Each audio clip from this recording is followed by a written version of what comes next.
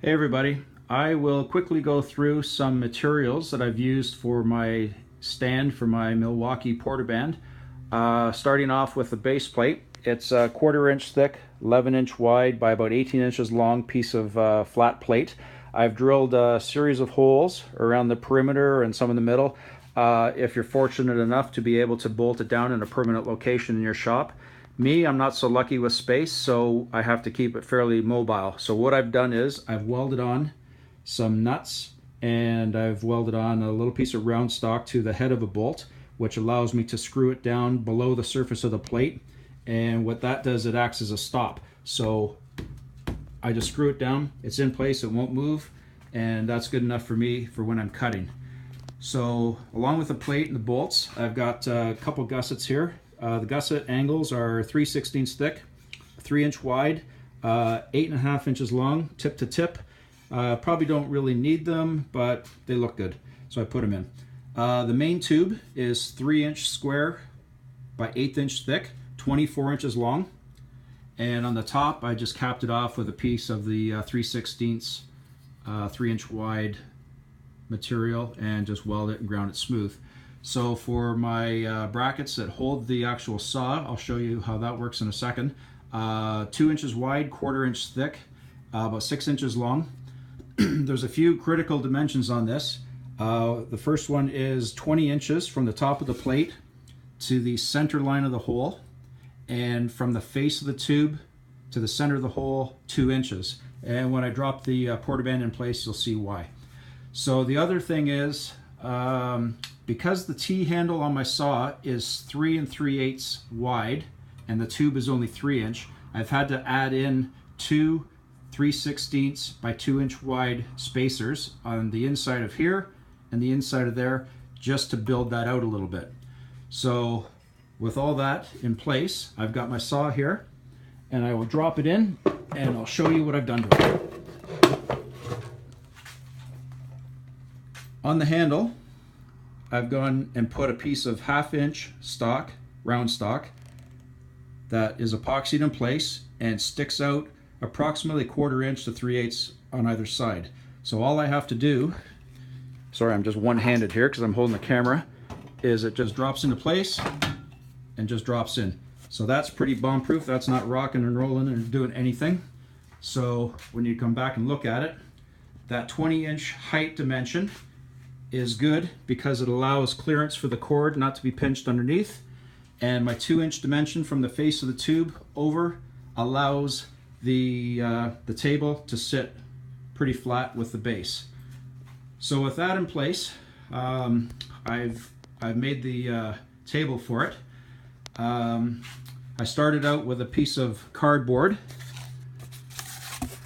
and I notched it out, and I just did a bit of a dry fit to see how it goes.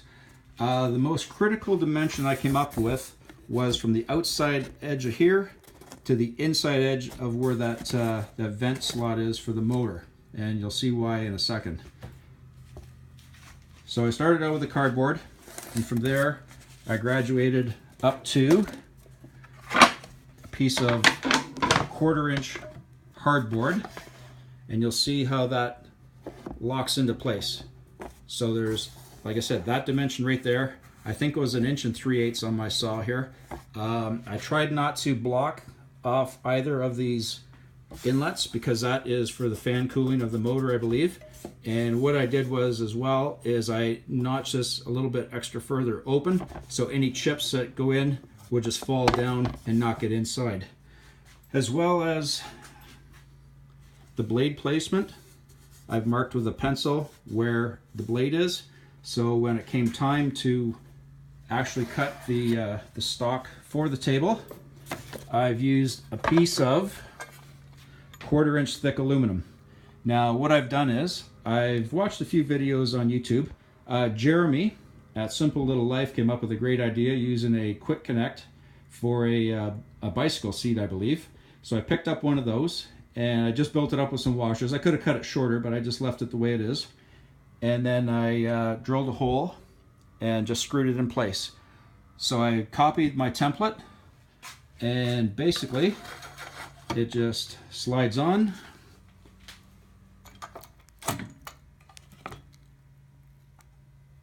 and that's it. Just loose, tight, and that's it. So now because this indexes in on the back here, it really makes the whole table nice and stable, and the whole thing doesn't move. The only thing I've noticed with a bit of cutting I've done with it already is, on my particular saw, I've got an LED light here, which shines down to the back side of the blade, which is where you're going to be looking if you're using it in a normal handheld position. But if you're using it in the table position, you get some weird shadows pointing at your stock, and the lines are a little difficult to see sometimes. So what I'm probably going to do is, up here, I'll get a magnet mounted flex light that I can point down at my stock and have it point over here. So one last thing I will probably do is the cord. I've got a foot pedal. I will probably get a type of splitter that I can plug my saw into, as well as the light, and then I can mount it on the floor, and then when I step on it, both will come on at the same time. So basically that is it. So as far as removing it goes, it's pretty simple. Just a flick of the lever, whole table comes off that fast. And as far as getting the saw off, lift it up and you're good to go, and it's done. So anyways, that's the table I came up with. Again, like I saw quite a few videos on YouTube. Jeremy at Simple Little Life, Slavic Telly came up, and I understand Swag Off-Road makes a dedicated base for the saw as well, and that would be great. I'm not sure how it's held together, but this works well for me. Anyways, hope you guys can copy this and enjoy it. Thanks.